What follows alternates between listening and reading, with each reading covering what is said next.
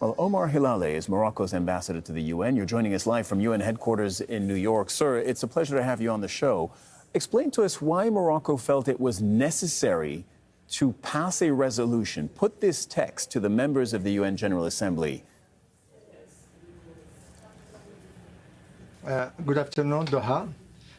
Morocco felt it necessary, if not imperative, to do something.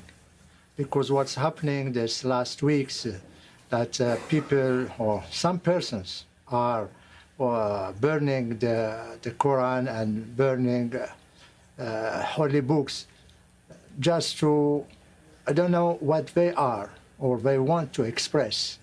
For us, it was very important that we have reaction by the United Nations. We agree that many countries have condemned that.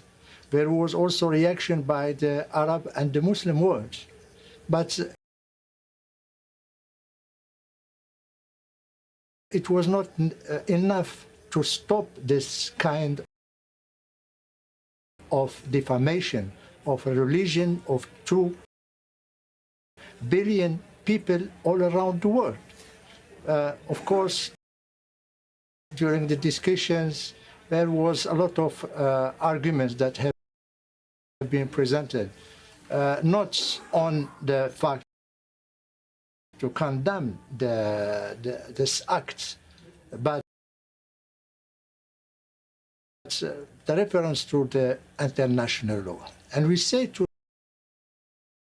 our European colleagues that it's high time that the UN condemn such acts. Like that, we will prevent the hate speech. We will prevent also a kind of, because this act is a hate act. It's an act that is provoking. It's an act that is just giving opportunity to extremists. Well, sir, this is exactly what I wanted to ask you about. To be more active. You said this is what we say. You just addressed European nations. But free speech and democracy in Western democracies allows for people to do this. So what do you say to Sweden, to France, to Germany, and to those countries who may entirely agree with you that burning any kind of holy book, whether it's the Quran or another one, is offensive, unhelpful, but not illegal? What do you say to them? I think with this resolution it becomes illegal, because this resolution is not only condemning such act, but also saying that it violates international law. And I have a question to all those people who are talking about freedom of expression. What this act is helping the freedom of expression, if not fueling hate, fueling extremism, and antagonizing 2 billion people, Muslims.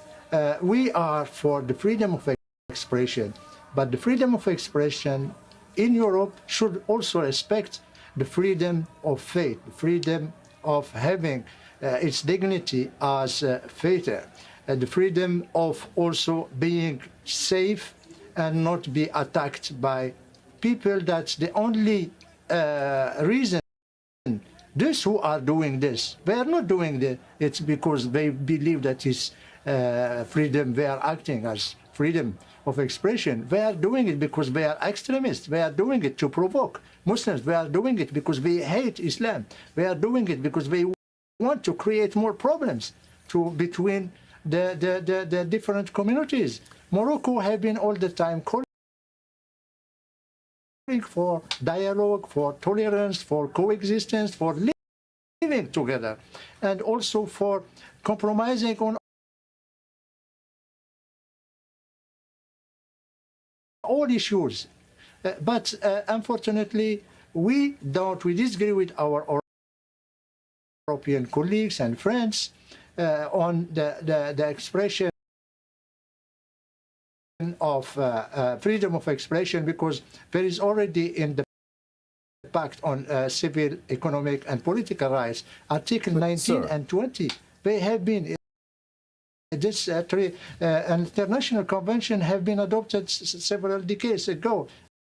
And it's talking about the freedom and the limitation of this kind of freedom of expression. But sir, if tomorrow a protester wants to organize and gets the right to organize a protest in Sweden, but it could be another country, I'll just take Sweden because that's where we've seen it recently, and decides to burn a Quran, it is still not illegal under Swedish law. What would you expect to happen now that you have passed this resolution?